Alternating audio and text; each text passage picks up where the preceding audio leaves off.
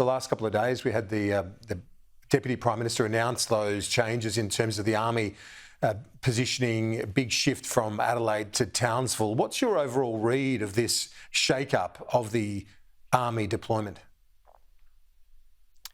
So, Kieran, I think it's a bit pathetic, really. I described it in print as a nothing burger, and they even managed to get the ABC to call it a dramatic restructuring of the Australian Army. What it means is that over about 5 years, we're going to move a couple of hundred guys from Adelaide to Townsville and about 100 to Darwin. Now, if that's the most the Albanese government can do for the Australian Defence Force, I think that is absolutely pathetic. We're going to spend $1 billion on this. It's just taken us 10 years to move the Army to Adelaide so that you've got a chance of retaining them in the Army because their spouses can get jobs in Adelaide, which they can't in Darwin and Townsville, and nobody wants to live in Darwin.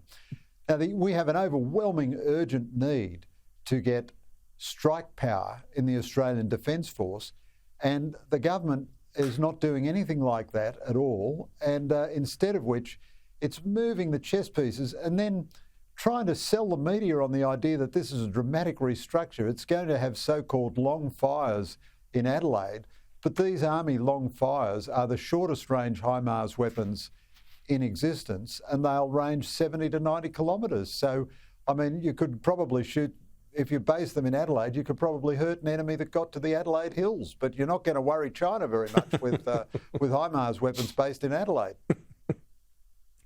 Yeah, well, the Deputy Prime Minister says they're deployable assets so they can be sent to where they need to be at the time required. That was his argument in defence of that. But your argument is that the overall shake-up is not significant anyway in terms of that defence review, that overall strategic review done by Stephen Smith and Angus Houston. What more needs to be done? I know you've been arguing for a long time there needs to be more missiles. Yeah, they've decided to do nothing. They're not going to reform the surface fleet because they're not even going to respond to the review of the surface fleet until February or March next year. So that means 2 years of the Albanese government with not one single decision on the surface fleet. We only have 3 active warships, the air warfare destroyers. They appear as though they're not going to put Tomahawk missiles on the Collins sub because that will cost a lot of money, and they're saving all their money to spend on the nuclear subs. The nuclear subs are already in trouble in the American Congress, and the long fires, it's true you can deploy them wherever you like, but we're only getting the short-range weapons of the HIMARS rocket launchers anyway. They can go 70 or 90 kilometres. Now, even if you deploy them on the shore at Darwin, the Chinese ship has got to be just about ready to land its troops before you can do them any harm. All of our northern air bases are completely undefended. We're one of very few nations that spends this amount of money on defence, and we don't have a Patriot missile defence system to defend any of our northern bases. First day of a conflict involving China, they'll simply destroy all of our Air Force at all the Air Force bases with incoming missiles, which we have no defence against.